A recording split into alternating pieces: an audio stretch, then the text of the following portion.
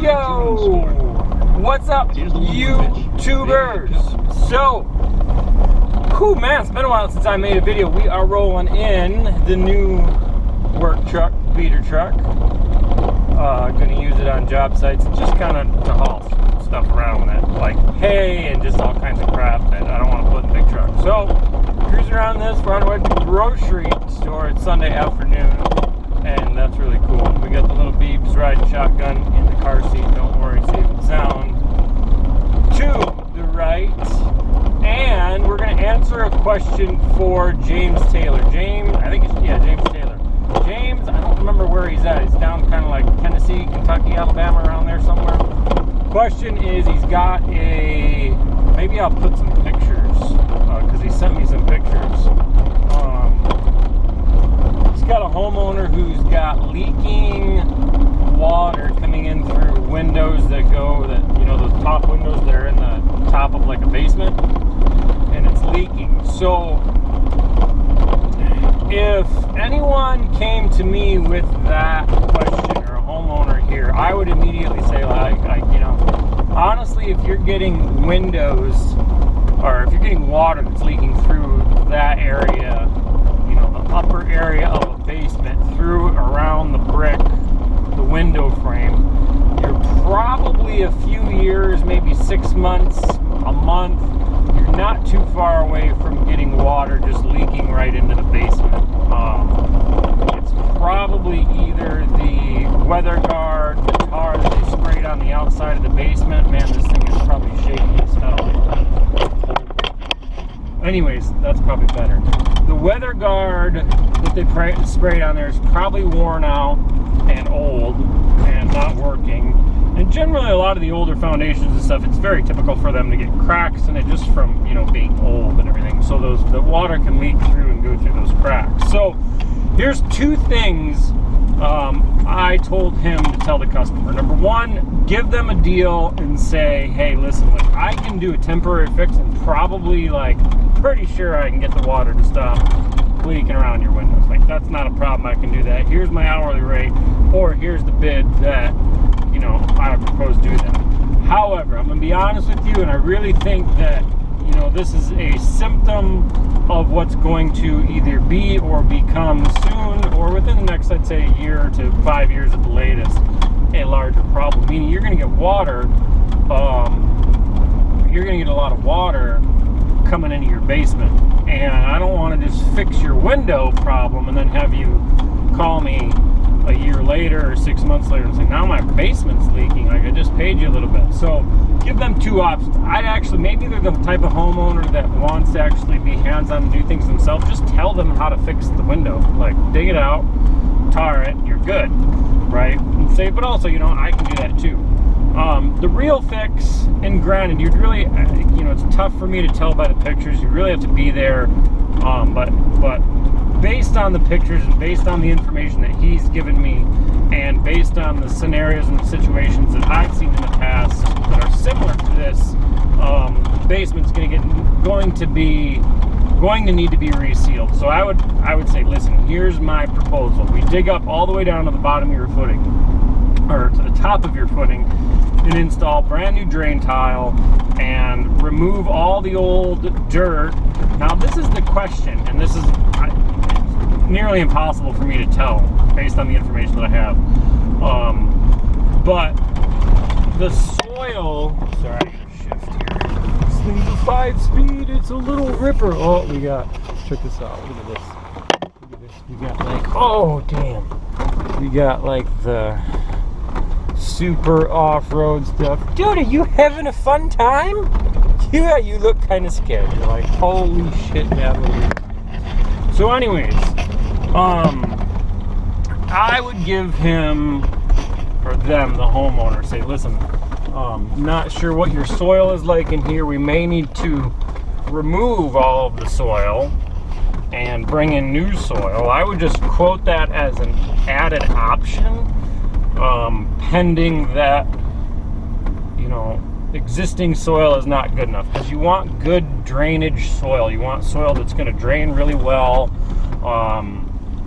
so that it'll go all the way down to the bottom, and that water water can get into that pipe and flow out, and let the water, you know, flow out to daylight. So I would do it like that. Now, his second or third email back to me was like, well, how do I do this? Like, what kind, you know, the pipe, what do I use?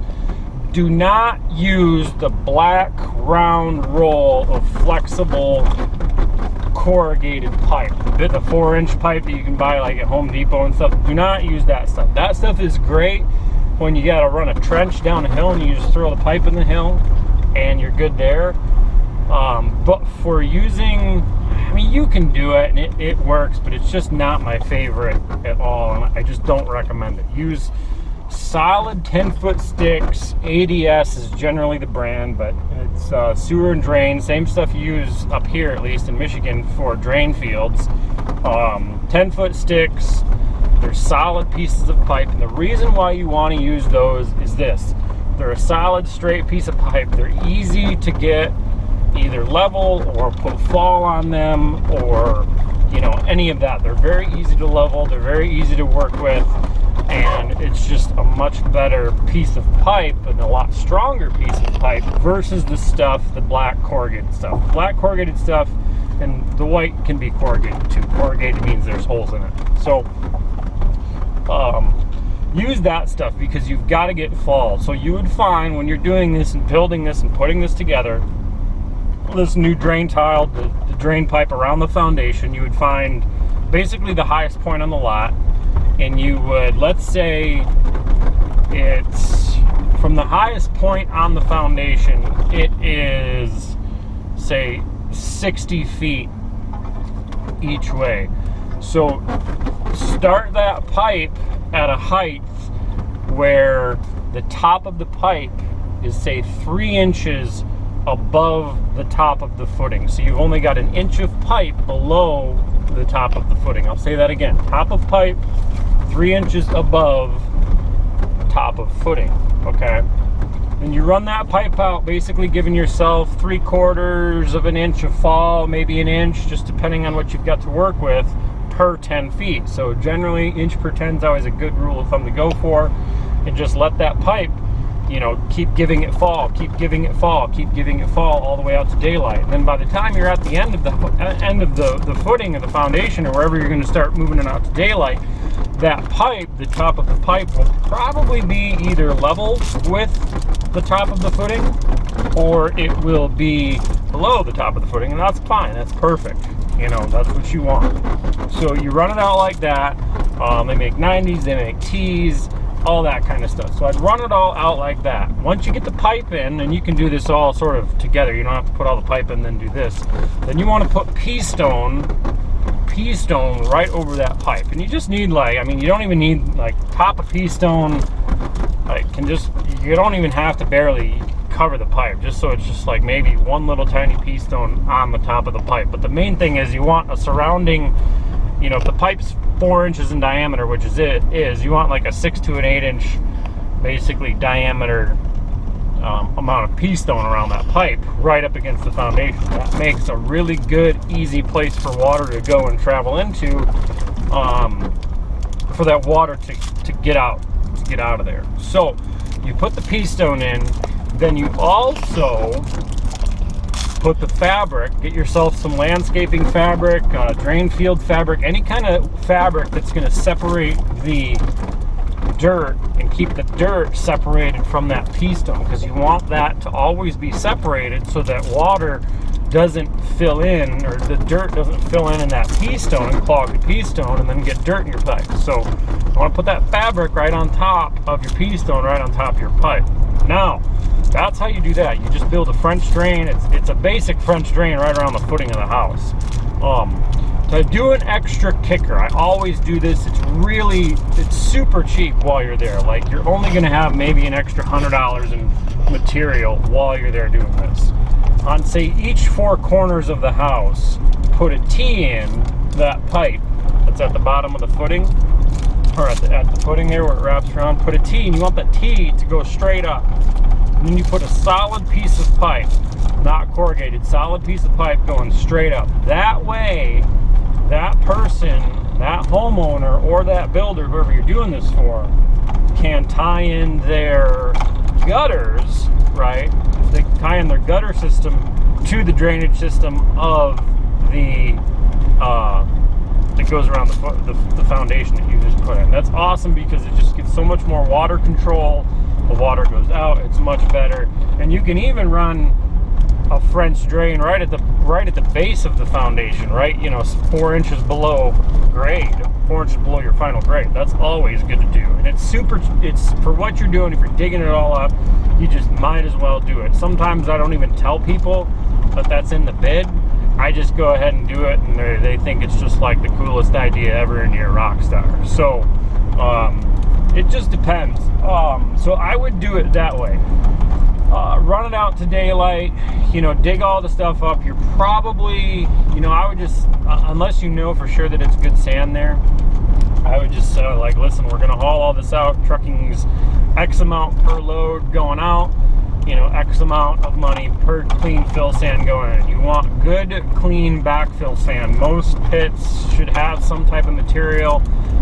Just generally backfill sand is a pretty common term for it.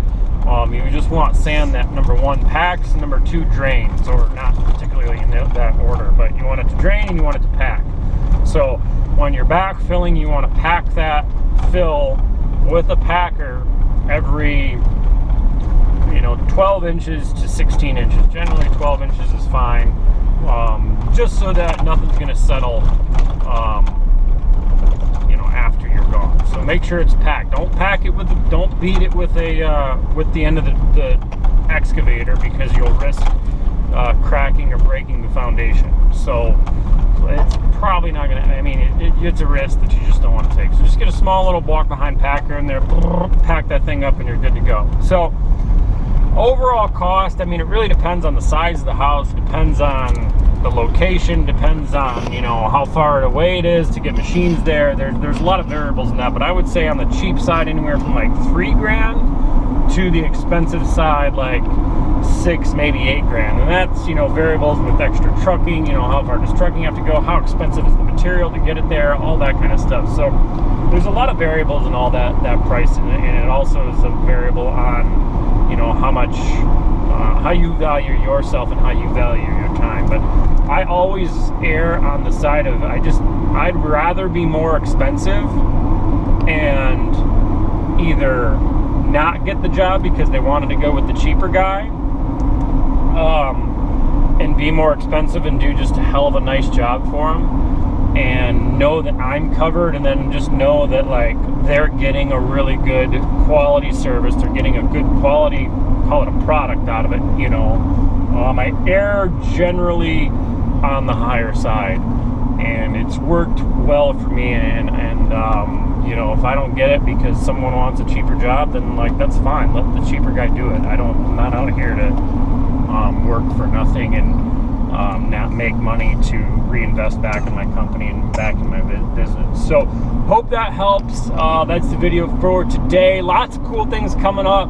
We've got some equipment on the way, buying some equipment. I think I'm going to leave you guys with that. I'm not going to tell you what it is, but it's going to be super cool. So also check out the video. I'll probably do a video where I'll just use pictures and stuff, because I haven't taken actually any video of the big cool boulder wall that I've done, but I'm actually going to shoot that video right now and maybe get it edited along with this one. So you guys rock. Like, subscribe, share this video. Appreciate you guys watching. Hope this helps. Take care. See you. Bye.